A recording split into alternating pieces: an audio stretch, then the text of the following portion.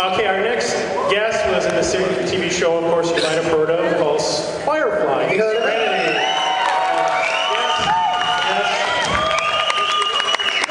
Yes, and oh, they're leaving. Goodbye. Goodbye, everybody. Coming out of the shadows, this is Summer-Glau.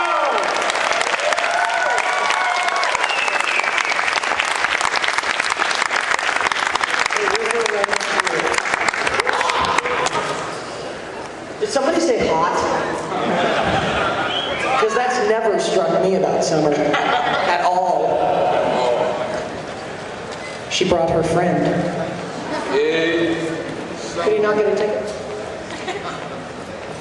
Okay, you guys have done a whirlwind tour promoting this show, which is going to be #1 in the universe. I think tonight with the premiere, everyone's going to be home watching it tonight. We're going to get right into the Q&As and all. And let's see, I think we'll start with Summer. So tell us a little bit about how your character evolves, the basic premises of your character, Cameron Phillips. I'd be glad. Sure. My character is Cameron Phillips, and she is sent back from the future by John to be his bodyguard while he goes to school. So I pose as his sister, I pose as his friend, and I'm an undercover Terminator. I'm supposed to blend in, and I go over with him. I go to high school with him. And we make lots of babies. That's not true. You've been away twice. That's not far. And Thomas, have you brought a lot of spare parts for her when she gets in various battles every couple of weeks? Do I have spare parts for her to put her back together? Any arms? I think John would like to put her back together, but no, I don't think that has happened yet at all. But I'm not saying it won't. There will be battles to come. Thomas, let's hear about your character. You Everybody don't really knows. care. I don't, but I must Look who ask. just talked. It's River. I have to give her 10 minutes and you 2. Okay. Now, What am I supposed to talk about? Your character, John Connor, how would you're of course following the footsteps of the movies and all, and so you're approaching it a different way. Tell us, your basic interaction with Cameron Phillips and how your role is evolving in the show, or what you see will come down the pipe. Well, he's the same person that he was in T2. People I don't think fully change, so I've tried to hold on to his instincts and his true personality, but he's definitely shyer, he's quieter, he's keeping his head down because now he knows that he's in trouble and everybody wants to kill him, which is kind of a downer, and in the first episode, I think when he meets Miss Cameron over here, he really thinks, hey, I'm gonna get lucky. And then he finds out she's a robot. And that's a really big downer. And that just kind of adds to his depression. So that's happened to me many times, finding out I really like his robot. So that was easy to portray. Yeah. Okay, James. Great answer, huh? Yeah. Okay, James Ellison, Richard T. Jones. Oh, that's me. Oh, okay. Okay, you are perhaps the nemesis or friend of these people. One more time, I'm sorry. Your involvement. Let us talk about the role of James Ellison, how you interact with everybody.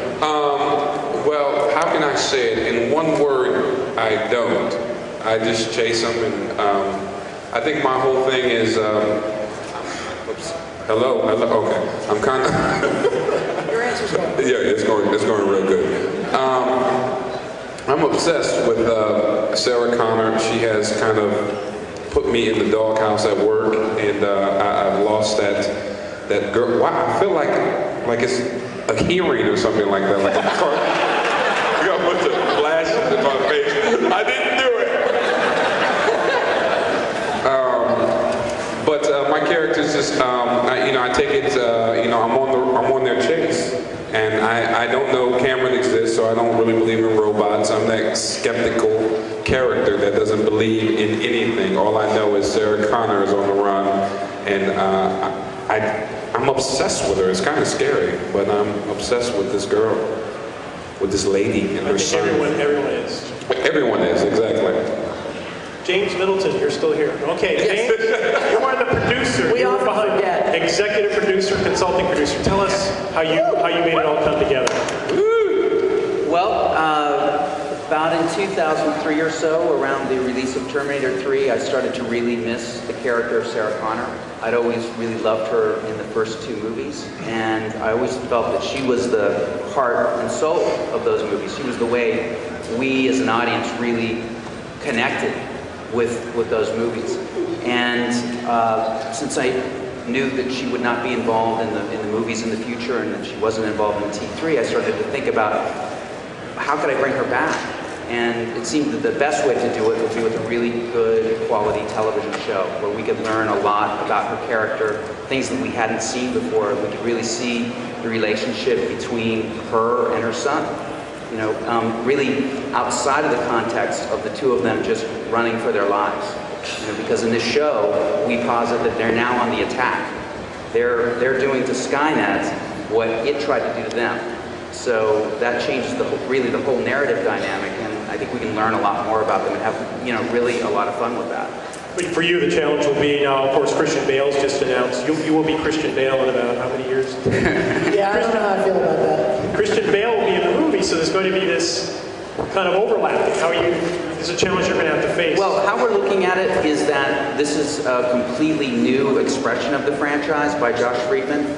We didn't want to try to duplicate the movies. I think that they will naturally cross-promote each other, but this really is a new interpretation. It's a new, you know, quote-unquote fate for Sarah. We're, you know, through this thing in the mythology of time travel, we've given Sarah really an escape hatch, and we can create an entirely new timeline with her, which we're doing. Yeah, it's really unique to have two, you know, powerful franchises in film and TV.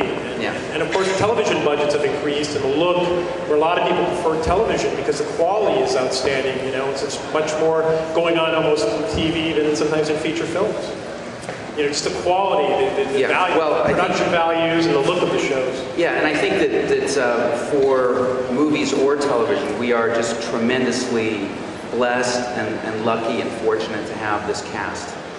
We literally cast in 5 cities for 16 weeks, and I know that these are the right characters, these are the right actors to play these characters. Well, they made a mistake with me, but everyone else is pretty much on track. And James, would you like to announce how, you know, the character of James Ellison is going to be in the movie for God's also? sake, Richard. On the movie? I'll be reprising. Richard, that's confidential. I'm sorry. That's It'll be like 80. That's just confidential. Like that. That's all right. I'm going to make a switch prosthetics. Now, I guess I'll open it up.